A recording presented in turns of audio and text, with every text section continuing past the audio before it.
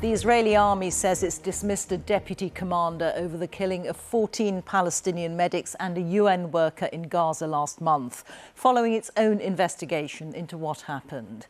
It said troops opened fire, believing the vehicles were being used by Hamas. Images filmed by one of the medics who died showed the convoy travelling at night with flashing emergency lights, contradicting Israel's previous version of events. The killings caused international outrage, and there are calls for an independent inquiry. Paul Adams reports. It's been 4 weeks since a convoy of rescue vehicles raced through the pre-dawn darkness to help colleagues ambushed by Israeli soldiers an hour earlier.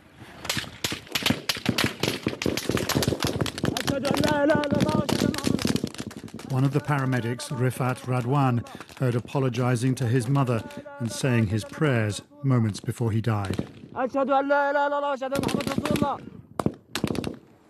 The Israeli military has taken its time coming up with a coherent account of what happened in the early hours of March the 23rd. It now admits that its soldiers did mistakenly kill the rescue workers, but it says that the soldiers believed that they were operating in a situation of real danger.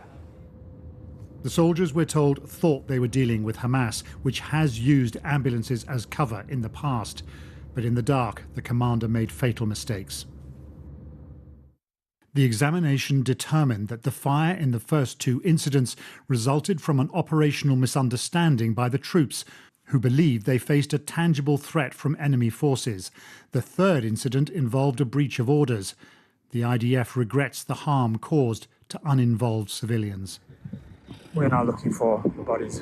When Israel finally allowed the UN to visit the site 4 days later, grim discoveries. Bodies dumped in a mass grave, vehicles mangled and buried in the sand. Israel is adamant it was not trying to hide the evidence. The paramedics were not tied up or executed. Despite early rumours, Palestinian forensic investigators aren't claiming this either. We found the entry and exit points of gunshot wounds, mostly in the torso, between the chest and abdomen. In 3 cases, the wounds were in the head. One of the surviving paramedics, Asad al-Nasasra, is still being held by Israel, his family waiting for news.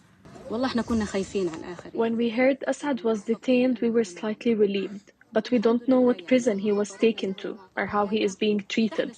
So we are still very worried.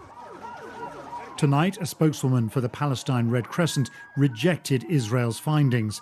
The report, she said, was full of lies.